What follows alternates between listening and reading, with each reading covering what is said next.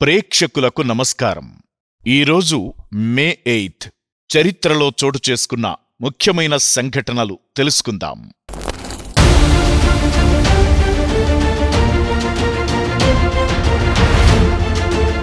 1963 Kenya స్వాతంత్ర్యం పొందింది. British సామ్రాజ్యానికి వ్యతిరేకంగా కెన్యా ముంబాసా విప్లవం ద్వారా స్వాతంత్ర్య పోరాటం చేసి 1963 మే 8న స్వాతంత్ర్యం సాధించింది. కెన్యా అధ్యక్షుడిగా జోమో కెన్యాటాటా బాధ్యతలు స్వీకరించారు. 1945 ప్రపంచంలో మొదటి క్షిపణి పరీక్షలు చేపట్టబడ్డాయి. అట్లాంటిక్ మహాసముద్రంలో అమెరికా ద్వారా చేపట్టిన తొలి క్షిపణి పరీక్షలు శాస్త్ర రంగంలో ఒక విప్లవాత్మక పరిణామాన్ని సూచించాయి. ఈ పరీక్షలు భద్రతా నిబంధనలపై ప్రపంచవ్యాప్తంగా గణనీయమైన ప్రభావం చూపాయి. 2000 సంవత్సరం విశ్వశాంతి కోసం గ్లోబల్ ధ్యాన సమావేశం జరిగింది.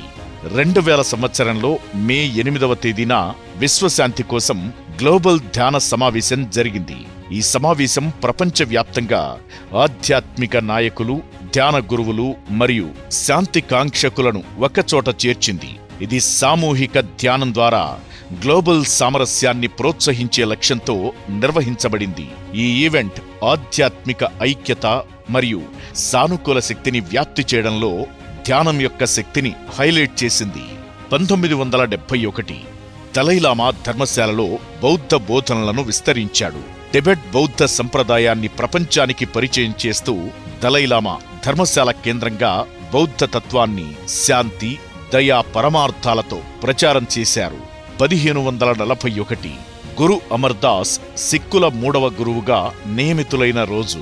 సిక్కు సమాజానికి సేవలో తన జీవితాన్ని అంకితమిచ్చిన గురు అమర్దాస్ 1541 మే 8న గురు అంగద్దేవ్ వారిచే 3వ గురువుగా నియమితులయ్యారు. ఆయన సమానత్వం, సామాజిక సేవలపై గాఢమైన విశ్వాసంతో సిక్కిజానికి కొత్త దిశను అందించారు. కాలం ముందుకు సాగుతున్న చరిత్రలో కొన్ని సంఘటనలు చిరస్థాయిగా నిలిచిపోతాయి. అలాంటి విశేషమైన సంఘటనలతో మళ్లీ కలుద్దాం. అప్పటి వరకు చూస్తూ ఉండండి PMC. ప్రతిక్షణం సత్యదర్శనం.